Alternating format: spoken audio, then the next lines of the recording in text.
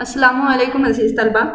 ہمارا آج کا عنوان ہے مرزا محمد سعید اور 10th کلاس میں آپ کا یہ پہلا لیسن ہے. سب سے پہلے 10th کلاس میں ویلکم. اور اس کے بعد آج کا ہم جو ہے نئے سبق کا تعارف شروع کرتے ہیں. مرزا محمد سعید سبق کے مصنف ہیں شاہد احمد دہلوی، اور شاہد احمد دہلوی کا ہی تعارف ہم لوگ پڑھنے جا رہے ہیں.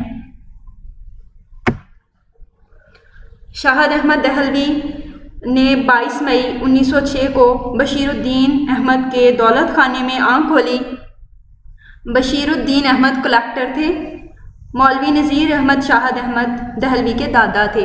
مولوی دادا کا نام یاد کرنا جو ہے وہ ضروری نہیں ہے، آپ کو صرف یہاں اس لیے بتایا جا رہا ہے کہ مولوی نذیر احمد یا ڈپٹی نذیر احمد جو ہیں اردو ادب میں بہت ہی نمایاں مقام رکھتے ہیں، بہت ان کی خدمات ہیں اردو ادب کے لیے، تو اس وجہ سے ان کا ذکر کرنا یہاں میں نے ضروری سمجھا.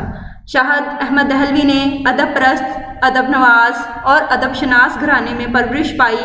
1930 میں دلی سے ماہنامہ ساکی جاری کیا انہوں نے، اور ان کی جو تاریخ پیدائش ہے 22 مئی 1906 اور وفات جو ہے وہ 27 مئی 1967 ہے. آگے بڑھتے ہیں ان کے ادبی کارناموں کی طرف. شاہد احمد دہلوی نے 1930 میں دلی سے ماہنامہ ساکی جاری کیا. ایم اے ان کا فارسی زبان میں تھا. قیام پاکستان کے بعد یہ لاہور آئے، پھر کراچی ریڈیو میں ملازمت اختیار کی.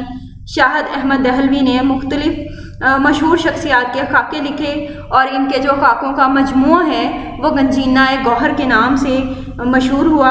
ان کے جملوں میں ان کی یعنی جو کلام کی خصوصیات ہیں وہ یہ کہ جو ان کے جملے ہیں وہ ان میں ربط اور تسلسل پایا جاتا ہے، اور شگفتگی کا عنصر جو ہے وہ بھی ان میں نمایاں جھلکتا ہے.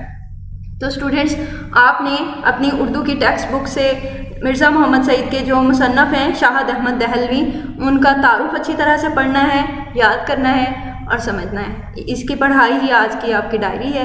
بیسٹ آف لک. اللہ حافظ.